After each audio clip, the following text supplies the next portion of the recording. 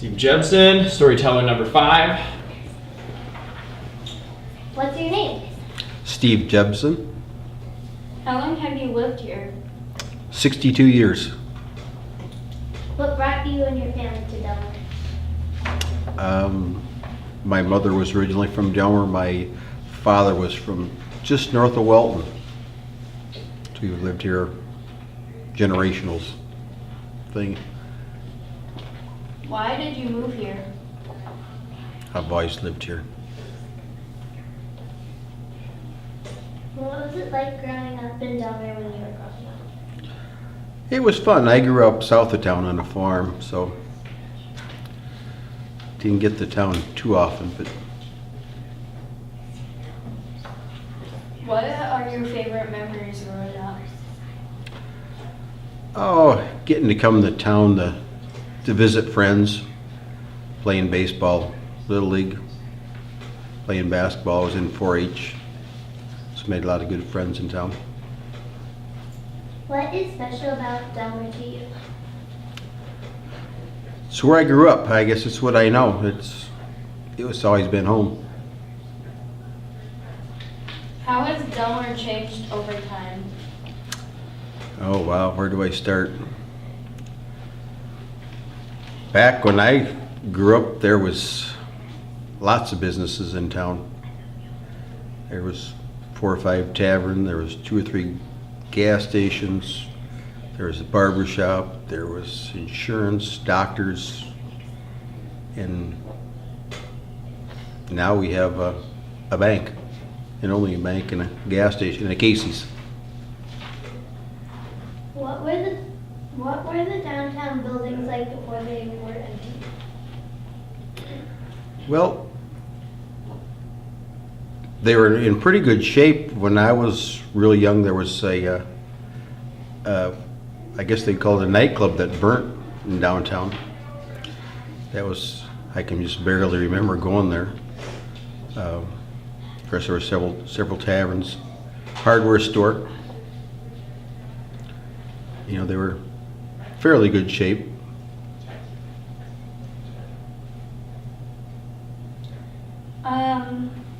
What made you stay in Delmar? Family. My parents farmed south of town, and I always helped my dad farm. And I grew up here and bought a house here early on when the kids were small, and we've just stayed here. Please share a memory or story that explains or captures what Delmar is to you. Excuse me? Please share a memory or story that explains or captures what Delmar means to you. Wow, that's a tough one. Just the people. It's what you grew up with, I guess, the familiarity of everybody in town. Is you become comfortable with who you are. It's a pretty quiet little town that everybody laughs. There's not much goes on in Delmar. You know, you don't have to lock your doors at night. You know your neighbors. And when the kids grew up, we got all kinds of calls if the kids were out messing around, and people, whatever they did, you found out about. What makes Delmar feel like home?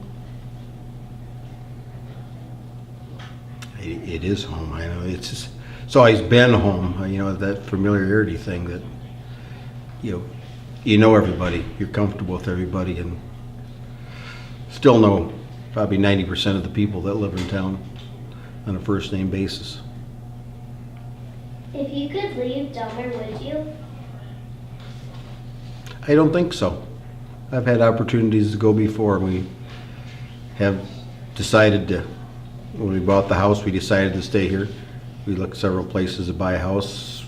We looked again 20 years ago when we remodeled the whole house and added on to it. We liked what we had. If you close your eyes and think of Delmar, what comes to your mind?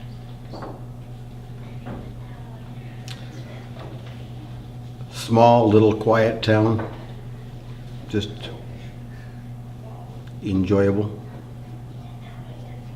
What kind of work do you do, or what is your favorite job that you've held in Delmar? That I've had in Delmar. Never really worked in Delmar. I've always worked out of town. Can you tell me about the street you live on? I live on Lincoln Avenue. And I live on the south end of Lincoln Avenue. It's not a complete street. The railroad tracks cut it off, so there's just a one little block of Lincoln Avenue. So it's out my backyard is a farm field, or the water tower, then the farm field. So it's just quiet. There's no traffic up there, nobody running up and down the streets.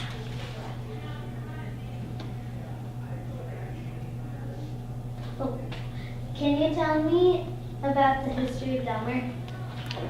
Sure. I actually am in charge of the depot, so I see a lot of the history of Delmar, of what it was back at the turn of the century, all the way through the years of what's been here, what's gone. You know, Delmar started out as Delmar Junction back in the early or the late 1800s. And it was Delmar Junction because at one time there were 6 railroads crossed here. And that's where they got the name of Delmar. And the Delmar name actually came from the first 6 women off the train that came here, the Iowa Midland. This is a stopping point where it crossed, and there were 6 women that got off, and the D, the E, the L were all part of their first initial of their first name. And the Iowa Midland started out in what they call Almont, Bryant, Charlotte, Delmar, and then Elwood. And so that's where they get the ABC coming down the Iowa Midland. So it had to start with D. And Delmar was the name that they came up with. Is it Delmar the kind of place where people have friends and know their neighbors? Most definitely. Most definitely. Yep. Like I said, I know probably 90% of the people in town. From one thing, I was on the fire department for 30 years. I've been on the city council now for 20. So you get to know a lot of people in a lot of good ways. Did you walk to school as a kid, and what were your favorite memories of the Delwood School? I did not walk to school. I grew up out in the country, so I had to ride a bus. I was always the last one off at night and the first one on in the morning. So I never got that chance to walk to school to go see my buddies. It was always on a bus and riding. How important is the school to Delmar? Delwood is Delmar. I mean, you take this school out of here, now you would see a lot of Delmar disappear. I think this is the mainstay for Delmar right now, is this school. What do you wish people knew about Delmar? The people. I mean, the people make this town. They're here mainly for their kids that go to school here to enjoy a small town life, a nice quiet upbringing. What would you tell someone thinking about moving to Delmar? It's a great place to raise kids. Great place. Nice community. I mean, we don't have a lot to offer, but what we do is good stuff. I mean, look at the school, rated #1 in the state of Iowa. That's got a lot to say about the community. What do you think the center of the community in Delmar? The center of the community of Delmar is?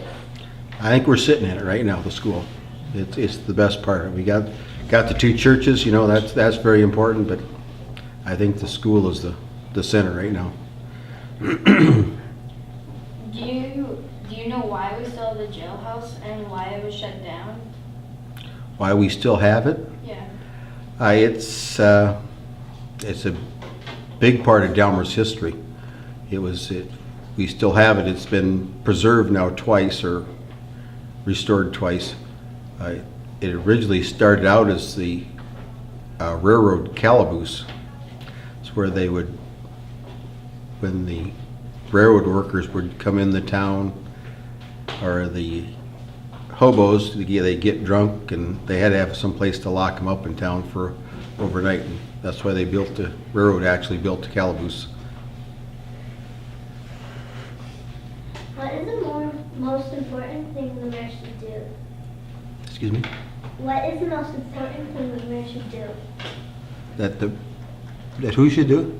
What is the most important thing the mayor should do?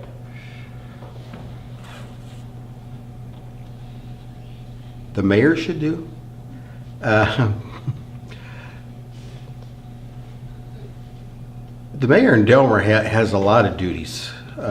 We don't have a structure for a city manager or a parks department head, she gets to do it all. She's the main complaint department in Delmar, because they get to talk to her, and she gets to do a lot of talk and a lot of diffusing of, if there is a disagreement, she has to bring that and mainly grab all the complaints from town and bring them to the city council, so the city council has to address them.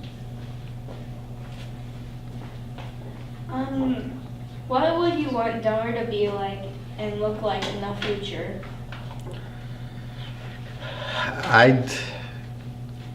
I'm on the Delmar Development, and our goal is to redevelop Delmar as a downtown, to bring back some businesses, to bring back a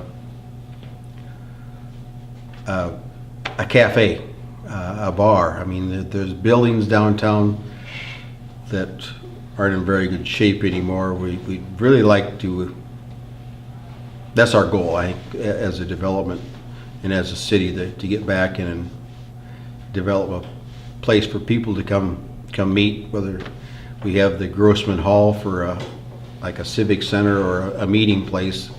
But I think we really need to get something more downtown, a good viable business to bring people in the town.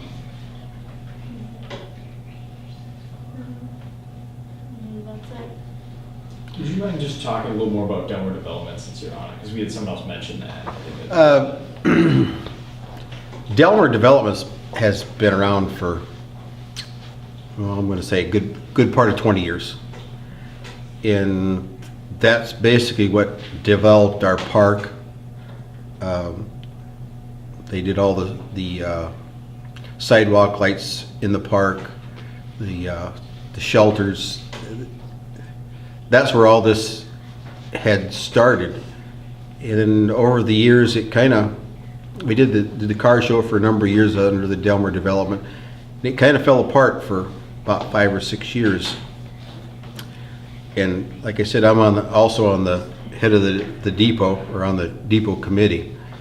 And we got brainstorming one night at a depot committee. We wanted to do grants, and you got to have a 501c to qualify for like the gaming grants and the silos and smokestacks and all that. So we weren't aware that it was still viable, and my wife is the manager at the bank here in town. And she took the bull by the horns and made a lot of phone calls to the state. And we found out that all our stuff was still intact. It had never been canceled the way it probably should have been. But we got it all reinstated.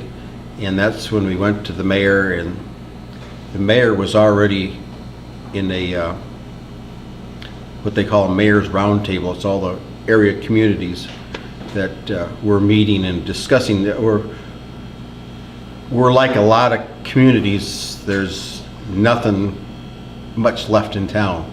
Everybody goes to the larger cities to eat, to shop, to whatever. So